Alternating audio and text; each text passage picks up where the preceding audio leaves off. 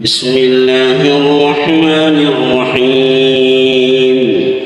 تبارك الذي بيده الملك وهو على كل شيء قدير الذي خلق الموت والحياة ليبلوكم أيكم أحسن عملا وهو العزيز الغفور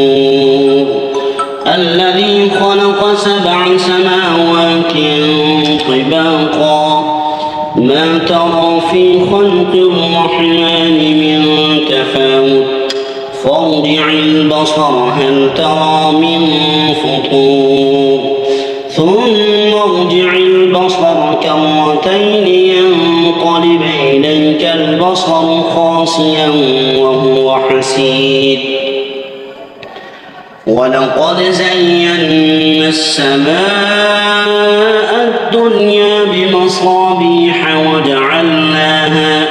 وجعلناها رجوما للشياطين وأعتدنا لهم عذاب السعير وللذين كفروا بربهم عذاب جهنم وبئس المصير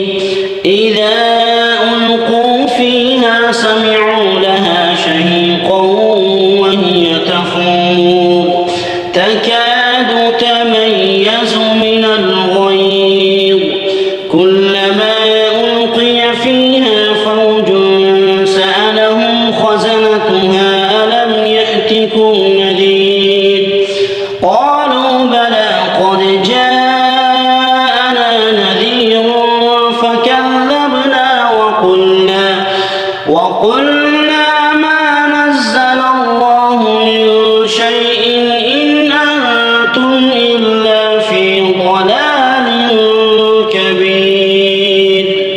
وقالوا لو كنا نسمع أو نعقل ما كنا في أصحاب السعير فاعترفوا بذنبهم فسحقا لأصحاب السعير إن الذين يخشون ربهم بالغيب لهم مغفرة وأجر كبير وأسروا قولكم أو اجهروا به إنه عليم بذات الصدور ألا يعلم من خلق وهو اللطيف الخبير هو الذي جعل لكم الأرض ذلولا فامشوا في مناكبها وكلوا من رزقه وإليه النشور أأمنتم من في السماء أن يخسف بكم الأرض فإذا هي تمور أم أمنتم من في السماء أن يرسل عليكم حاصبا فستعلمون كيف نذير ولقد كذب الذين من قبلهم فكيف كان نكير أولم يروا إلى الطير فوقهم صافات ويقبضن ما يمسكهن إلا الرحمن إنه بكل شيء بصير أمن هذا الذي هو جند لكم ينصركم من دون الرحمن إن الكافرون إلا في غرور أمن هذا الذي يرزقكم إن أمسك رزقه بل لجوا في عتو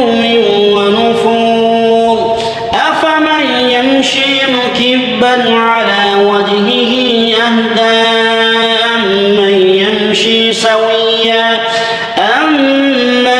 يمشي سويا على صراط مستقيم قل هو الذي أنشأكم وجعل لكم السمع والأبصار والأفئدة قليلا ما تشكرون